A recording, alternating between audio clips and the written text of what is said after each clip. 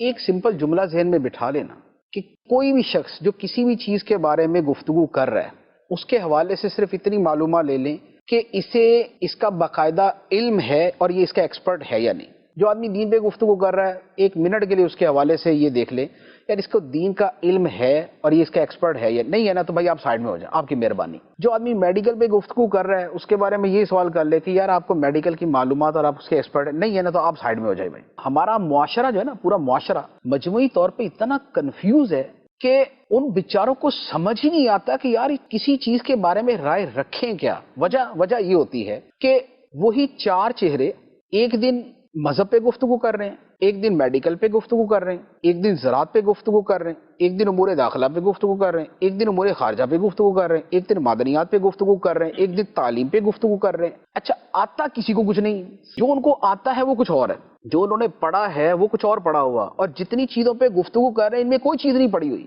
ان کے بارے میں صرف گوگل کا جسٹ یوں تھوڑا بہت سرچ کیا اور فارغ ہو گئے. اب ہوتا یہ کہ جب پڑھا نہیں ہے نا تو ایک رائے کبھی نہیں ہو سکتی, اور وہ سالڈ رائے کبھی نہیں ہو سکتی. لہذا چار بندوں کا حسن یہ ہوتا ہے کہ بس اختلاف کریں, ہر چیز میں اختلاف. ایک بندہ نے چاروں کو سنا ایجوکیشن کے بارے میں, چار بندے چاروں ایجوکیشن میں ان پڑھ اور چاروں ماہرانہ رائے دے رہے. اب یہ آدمی سر پکڑ کے بیٹھ جاتا ہے یار اس میں کیا بولوں. اب ہمارے ہاں چونکہ یہی ٹرینڈ ہے, لوگ سن رہے ہیں, وہ بیچارے سن کے کنفیوز ہو گئے کہ اب کریں گے یار, یہ تو ہمیں کسی چیز کا. اس لیے ایک آدمی سے رائے لینا کہ بھائی آپ اس کے بارے میں کیا کہتے ہیں, وہ بیچارہ ہکا بکا ہی دیکھ رہا ہوگا کہ اب کہ کوئی پسندیدہ جو اس کا بندہ تھا اس نے جو بولا ہوگا وہی آگے بول دے گا, لیکن لاجیکلی عقلی بنیادوں پہ اس کی بات کی کوئی ویلیڈیٹی نہیں ہوگی.